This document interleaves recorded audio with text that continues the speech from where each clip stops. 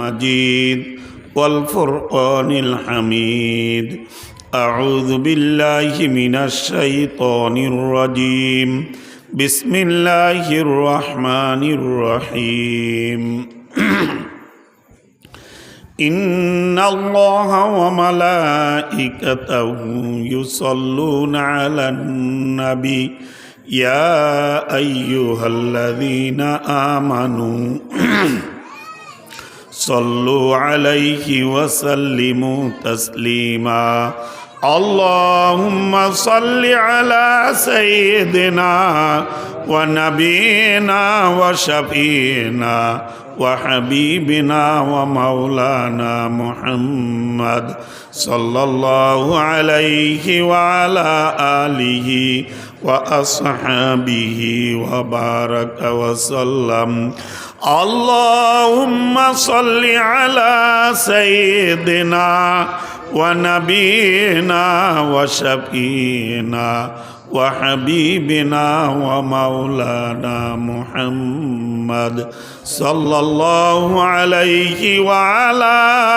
آله وأصحابه وبارك وسلم بلغ العلا بكماله كشف الدجى بجماله حسنت جميع خصاله صلوا عليه وآله بلغ العلا كشف الدجى بجماله حسنت جميع خصاله صلوا عليه وآله بلغ العلا بكماله كشف الدجى بجماله حسنت جميع خصاله صلوا عليه وآله বঙ্কুড়া তালুকদার বাড়ির জামে মসজিদের উদ্যোগে আয়োজিত অধ্যকার সালে সব মাহফিলের সম্মানিত সভাপতি সাহেব হযরত মাওলানা মোহাম্মদ সাইদুর রহমান, সভাপতি বাংলাদেশ জাতীয়তাবাদী ওলামা দল ঝালকাঠি জেলা শাখা, দেগার ওলামায়ে কেরাম ও মঞ্চে উপস্থিত দিনদার ইসলাম প্রিয় ভাইরা, আল্লাহ পাক রব্বুল আলামিনের দরবারে লক্ষ কোটি শুকরিয়া আদায় করি যে আল্লাহ পাক রব্বুল আলামিন আমাদেরকে মাগরিব হতে ধরে এই পর্যন্ত জিকির আজকার তাসবিহ তাহলিল ওয়াজ নসিহাত কোরআন হাদিসের আলোচনা এবং আলোচনা শোনার তৌফিক দান করেছেন। তাই শুকরিয়া তান হৃদয়ের থেকে প্রাণ খুলে একবার বলেন আলহামদুলিল্লাহ, আর জোরে প্রাণ খুলে বলেন আলহামদুলিল্লাহ। হাজিরিন, আল্লাহ পাক রব্বুল আলামিন পবিত্র কোরআনে কারিমা ইরশাদ ফরমান, ওমা খলাকতুল জিন্না ওয়াল ইনসা ইল্লা লিয়াবুদুন। আল্লাহ পাক রব্বুল আলামিন এই পৃথিবীতে অনেক কিছু সৃষ্টি করেছেন। সাধারণত আমরা বলে থাকি আল্লাহ পাক রব্বুল আলামিন 18,000 মাখলুকাত সৃষ্টি করেছেন। মূলত এই কথাটা কোনো কেতাবের কথা নয়। আল্লাহ পাক রব্বুল আলামিন কাদের মুতলাক, ওলামায়ে কেরাম বুঝবেন। কাদের মুতলাক বলা হয় যিনি অনির্দিষ্ট শক্তির অধিকারী, যার শক্তি, যার গুণ, যার সিফাতের কোনো সীমা নেই। আমরা যদি 18,000 বলি তাহলে আল্লাহ পাক রব্বুল আলামিনের শক্তি, আল্লাহ পাক রব্বুল আলামিন যে খালিকিয়াত শক্তি, আল্লাহ পাক রব্বুল আলামিন সৃষ্টি করার পয়দা করার যে শক্তি, এই শক্তিটা 18,000 একটা সংখ্যায় কি হয়ে গেল, সীমাবদ্ধ হয়ে গেছে। শুধু 18,000 নয়, 18 কোটিও যদি বলি, 18 কোটি নয়, 18 বিলিয়নও যদি বলা হয়, তথাপিও আল্লাহ পাক রব্বুল আলামিনের শক্তি একটা সংখ্যার ভিতর কি হয়ে গেছে, সীমাবদ্ধ হয়ে গেছে। এখন প্রশ্ন, কেন 18,000 বলা হয়? মূলত এই শব্দটা দ্বারা বোঝানো হয় অনেক, দেখবেন ওলামায়ে কেরাম প্রায় আলোচনার ভিতর বলা হয় 70,000। আসলে 70,000 এই শব্দটার ভিতর কি ঢুকস? এই 70,000 বলে এর ব্যাখ্যা মুহাদ্দিসিনে কেরাম মুফাসসিরিনে কেরাম দিয়েছেন কাসির, আরবিতে বলা হয় কাসির, অনেক, অগণিত। তাহলে আল্লাহ পাক রব্বুল আলামিনের সৃষ্টি জগৎ, আল্লাহ একমাত্র খালেক, আল্লাহ পাক রব্বুল আলামিন একমাত্র স্রষ্টা। আর আল্লাহ বাদে যাহা কিছু আছে সব কিছু হলো সৃষ্টি। আল্লাহ পাক রব্বুল আলামিনের মাখলুক। আল্লাহ পাক রব্বুল আলামিনের সৃষ্টি জগতে কোনো বস্তুর শেষ নেই। 18,000 যদি আপনি কাগজ কলম নিয়ে যদি আপনি গোনাও শুরু করেন, তারপরেও দেখবেন আল্লাহ পাক রব্বুল আলামিনের সৃষ্টি জগৎ 18,000-এর ভিতরে সীমাবদ্ধ নয়, 18 লাখ 18 কোটির থেকেও বের হয়ে যাবে। হাজিরিন, আল্লাহ পাক রব্বুল আলামিন এই তেনার মহা সৃষ্টি জগতের ভিতর তিনি পবিত্র কোরআনে কারিমার ভিতর আন্তর্জাতিকভাবে আল্লাহ পাক রব্বুল আলামিন ঘোষণা দিয়েছে। রাষ্ট্রীয়ভাবে যদি কোনো একটা বিষয় ঘোষণা হয় তাহলে সেটাকে কি বলা হয়? আন্তর্জাতিক, নাকি? আর আল্লাহ পাক রব্বুল আলামিন হলেন সমস্ত সকল বাদশাদের বাদশাহ, সকল রাষ্ট্রের রাষ্ট্র। আল্লাহ পাক রব্বুল আলামিন সব কিছুর শুধু পরিচালক নয়, সব কিছুর স্রষ্টা। সেই আল্লাহ পাক রব্বুল আলামিন মহান্তরিকভাবে যে আপনার মহাগ্রন্থ কোরআন, এই কোরআন হলো আল্লাহ পাক রব্বুল আলামিনের সেই ঘোষণার মাধ্যম। আল্লাহ পাক রব্বুল আলামিন সেই পবিত্র কোরআনে কারিমার ভিতর আন্তর্জাতিকভাবে আল্লাহ পাক রব্বুল আলামিন তেনার সৃষ্টি জগতের ভিতর ঘোষণা করে দিয়েছেন, আমার সৃষ্টি জগৎ জেনে রাখো, আমার এই সৃষ্টি জগতের ভিতর আমি দুই শ্রেণীর সৃষ্টিকে, দুই শ্রেণীর মাখলুককে, দুই শ্রেণীর বস্তুকে আমি সবচেয়ে শ্রেষ্ঠ বলে ঘোষণা করিয়াছি। ওয়ালাকাদ কাররামনা বানি আদম। এবং সেই দুই শ্রেণীর ভিতর সবচেয়ে আমি বানি আদমকে সম্মানিত করেছি। আল্লাহ পাক রব্বুল আলামিন ঘোষণা করেছেন, ওমা খলাকতুল জিন্না ওয়াল ইনসা ইল্লা লিয়াবুদুন, যে জিন জাতি আর মানব জাতি এই দুইটি সম্প্রদায়কে আমার এই সৃষ্টি জগতের ভিতর আমার ইবাদত করার জন্য আমি চয়ন করে নিয়েছি, আমি বেছে নিয়েছি। বলেন সুবহানাল্লাহ। আপনার আমার কথা আল্লাহ পাক রব্বুল আলামিন কোথায় বলছে? আকাশে বলছে। ওমা খলাকতুল জিন্না, জিনের ভিতর জিন জাতি, অল ইনসা, ইনসানের ভিতর আপনি আর আমি সকলে, নাকি? আপনার আমার কথা আল্লাহ কোথায় বলছে বলেন? আল্লাহর জগৎ আকাশ। আল্লাহ পাক রব্বুল আলামিন পবিত্র কোরআনে কারিমায় বলেন যে আমি জিন জাতি আর মানব জাতি এই দুইটি সম্প্রদায়কে আমি আমার ইবাদত করার জন্য, আমার পরিচয় লাভ করার জন্য, আমি যে আল্লাহ এইটা বোঝার জন্য, আমি যে এলাহ এইটা বোঝার জন্য, এইটা মানার জন্য আমি দুইটি সম্প্রদায়কে চয়ন করেছি। একটা সম্প্রদায় হয়েছে জিন, আর একটি সম্প্রদায় হয়েছে ইনসান। দ্বিতীয় আল্লাহ পাক রব্বুল আলামিন এই জিন এবং ইনসানের ভিতর, এই আল্লাহর সৃষ্টি জগতের ভিতর জিন এবং ইনসান, এই সৃষ্টি জগতের এই ভিতর এই দুইটা জাতিকে আল্লাহর ইবাদত করার জন্য চয়ন করেছে। বলতে আল্লাহ পাক রব্বুল আলামিন এই দুইটি জাতিকে শ্রেষ্ঠত্ব দিয়েছেন তেনার সৃষ্টি জগতের ভিতর। আল্লাহ পাক রব্বুল আলামিন দ্বিতীয় আয়াতে পবিত্র কোরআনে কারিমায় বলেন, ওয়ালাকাদ কাররামনা বানি আদম, যে জিন এবং ইনসান এই দুইটি সম্প্রদায়কে আমার সৃষ্টি জগতের ভিতর সবচেয়ে শ্রেষ্ঠ বলে আমি ঘোষণা করেছি। তার ভিতর আবার আমি আল্লাহ বানি আদম, আদম সম্প্রদায়কে সবচেয়ে সম্মানিত বলে ঘোষণা করেছি। বলেন সুবহানাল্লাহ। হাজিরিন, আল্লাহ পাক রব্বুল আলামিন যখন ওয়ালাকাদ কাররামনা বানি আদম এই আয়াত অবতীর্ণ করেছেন, অবতীর্ণ অর্থাৎ রাসূলুল্লাহ সাল্লাল্লাহু আলাইহি সাল্লামের পর অবতীর্ণ করার পূর্বে আল্লাহ পাক রব্বুল আলামিনের আরশের সামনে একটা সাইনবোর্ড আছে, যেটাকে আমরা বলি লাহে মাহফুজ, লাউহুন। এই শব্দটা হলো আরবি, এই শব্দটা ফার্সির ভিতর বেশি ব্যবহার হয়। লাউহুন মানে তক্তা, সিলেট। ওই বাচ্চারা যে সিলেটে লেখে না, ওই সিলেটকে ফার্সিতে বলা হয়, আরবিতে বলে লাউহুন, অর্থাৎ সাইনবোর্ড। আর মাহফুজ মানে সংরক্ষিত। আল্লাহ পাক রব্বুল আলামিনের আরশের সামনে একটি সাইনবোর্ড আছে।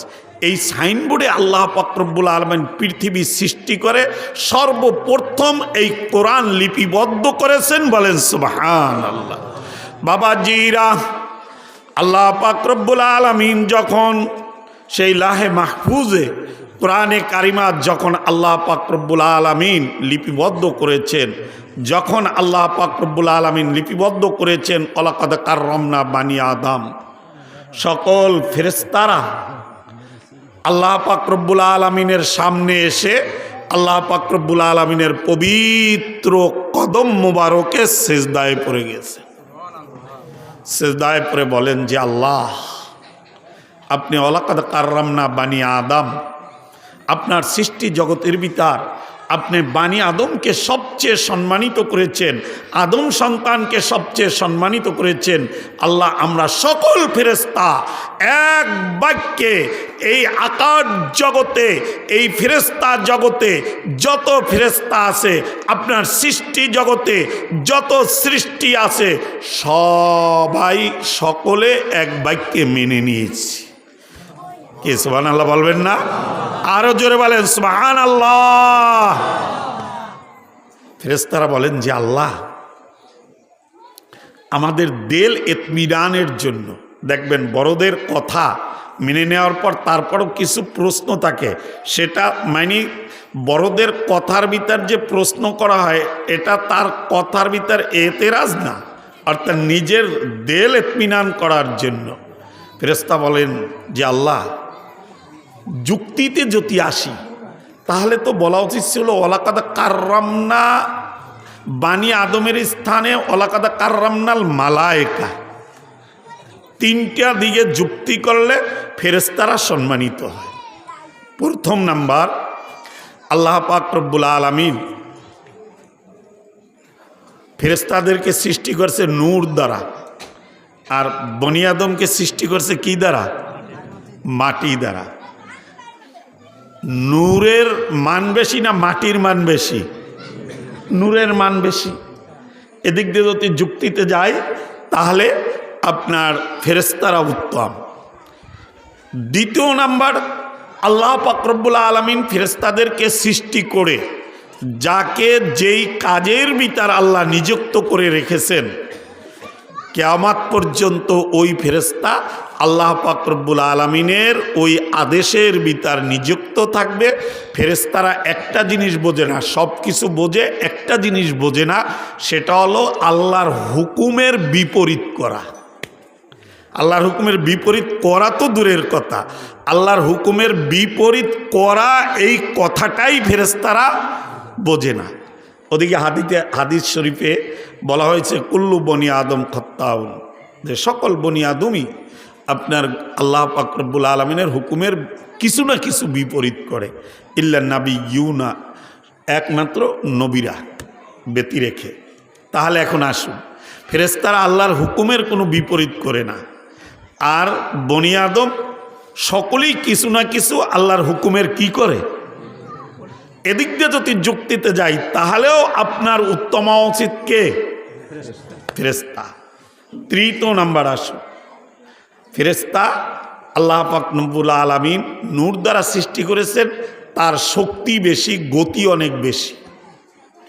মানুষ মাটি দ্বারা সৃষ্টি করেছে, মানুষের গতি হলো একেবারে দুর্বল। একজন মানুষ ঘন্টায় যদি পায়ে হাঁটে, সর্বোচ্চ একেবারে যত দূরত্বে হাঁটুক 2 থেকে 3 কিলোমিটার হাঁটতে পারে, এরপর ক্লান্ত হয়ে যায়। আর ফেরেশতা জিবরাইল আলাইহিস সালাম 1 সেকেন্ডে আল্লাহর এই জগৎটাকে ঘুরে আসতে পারে। কিভাবে আমি একটু বুঝাই। আল্লাহ পাক রব্বুল আলামিন আপনার ইউসুফ আলাইহিসসালামের কেচ্ছা আপনারা শুনছেন না? আমি ইউসুফ আলাইহিসসালামের ঘটনায় যাব না, আমি ঘটনা খুব কম বলি, আলোচনা কোরআন হাদিস নিয়েই করি। আপনার শুধু ওইটা বুঝবার জন্য আমি এই ঘটনা বলতে আসি। ইউসুফ আলাইহিসসালাম তেনরা আপন ছিলেন 2 ভাই, আর সৎ ভাই ছিলেন 10। এর ভিতর 2টা পর্ব ছিল। 10 ভাই এক পক্ষে, আর ইউসুফ আলাইহিসসালাম আর তার ছোট ভাই এক পক্ষে, বনিয়ামিন। সকলের কেচ্ছা জানা আছে। শেষ পর্যন্ত ষড়যন্ত্র করে আপনার ওই 10 ভাই একটা সিদ্ধান্তের উপর ঐক্যবদ্ধ হয়েছে যে ইউসুফকে মারতে হবে। কেন? বাবার ভালোবাসা ইউসুফ আলাইহিসসালামের দিকে বেশি। কেন? ইয়াকুব আলাইহিসসালাম তিনিও নবী। ইয়াকুব আলাইহিসসালাম জানেন যে ইউসুফ আলাইহিসসালাম ভবিষ্যতে কি হবে, নবী হবে, আর তার প্রতি তো ভালোবাসা থাকবেই। এই কেন অন্যান্য ভাইদের ঈর্ষা লেগে গেল, মারতে হবে।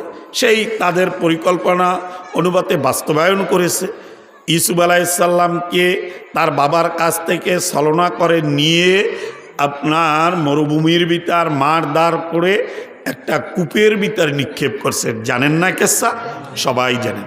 আমি যেটু বলতে চাইছি, যখন ইউসুফ আলাইহিসসালামকে মেরে হাত পাও বেঁধে কূপের কাছে নিয়ে গেছে, জিবরাইল আলাইহিসসালাম তো জানেন যে ইনি ভবিষ্যতে কি হবে, নবী হবে। একে তো তার বাইরে কি করতে পারবে না, মারতে পারবে না, যতই চেষ্টা করুক। এ ভবিষ্যতে নবী হবে, এ বিশাল রাজ্যের অধিকারী হবে, সেই আপনার মিশরের এ বাদশাহ হবে। সব কিছু তো জিবরাইল আলাইহিসসালাম জানে, বিধায় তার ভাইরা তাকে মারতে পারবে না। আর নবীদেরকে সাহায্য করা, নবীদের কাছে আসা যাওয়া কাজ কার? জিবরাইলের। জিবরাইল আলাইহিসসালাম এখন জানেন এ ভবিষ্যতে নবী হবে, একে তার ভাইরা মারতে পারবে না।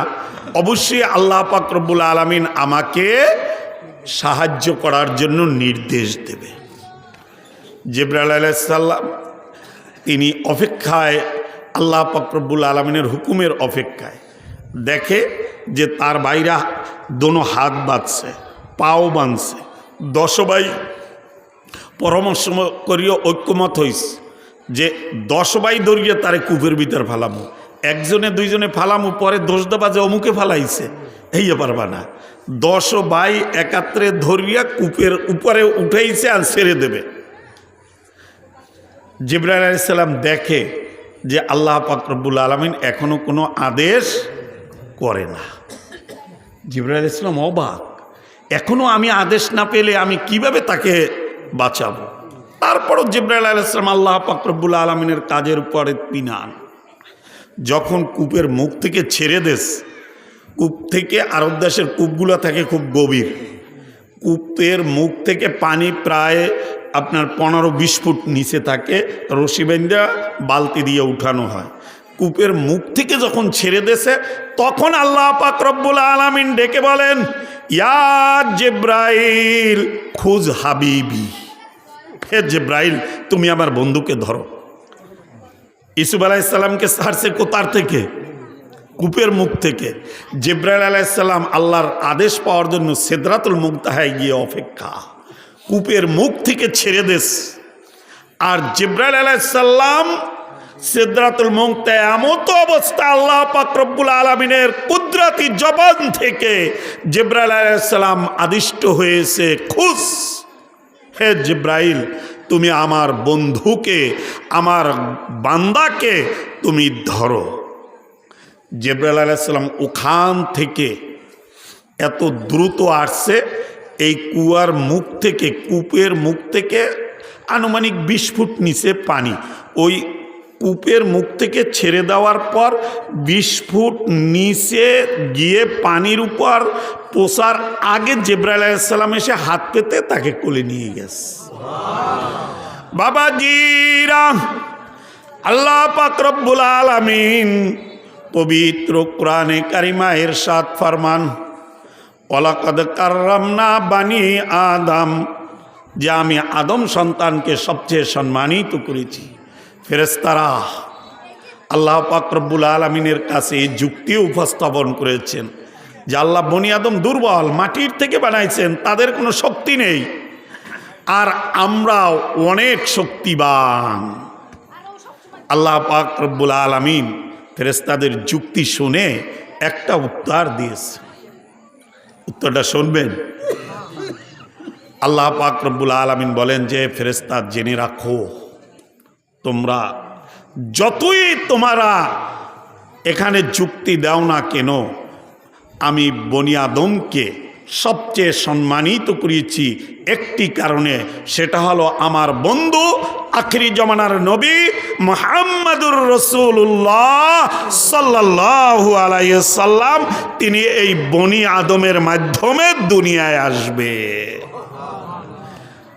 হাজিরিন, আল্লাহ পাক রব্বুল আলামিন বনি আদমকে এভাবে সম্মানিত করেছেন। এই বনি আদম যখন জাহান্নামে যাবে, বাবাজি আজকে আমি এশার নামাজ পড়াইছি যে আয়াতটাই দেয়া, সেই আয়াতটাই আপনাদের সামনে উপস্থাপন করি। কুল্লামা উলকু ফিহা সামিউ লাহা শাহীকা ওয়া হিয়া তাফুর তাকাদু তামাইয়াজু মিনাল গায়স। এই বনি আদমকে যখন জাহান্নামে নিক্ষেপ করা হবে, তখন জাহান্নাম সামিউ লাহা শাহীকা ওয়া হিয়া তাফুর।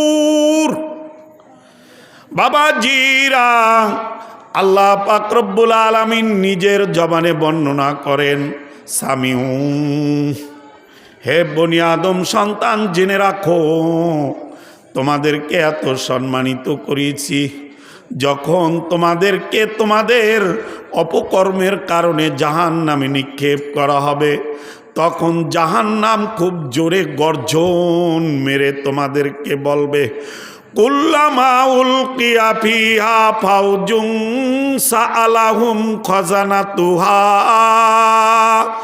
আলাম ইয়াতিকুম নাযীর। বাবাজিরা, তখন জাহান্নাম কঠিনভাবে গর্জন মেরে উঠে বলবে, হে হতভাগা, তুই আখিরি জমানার নবী মুহাম্মাদুর রাসূলুল্লাহ সাল্লাল্লাহু আলাইহি সাল্লামের উম্মত হয়ে তুই জাহান্নামী হয়েছো। আলাম ইয়াতিকুম নাযীর, মুহাম্মাদের পক্ষ থেকে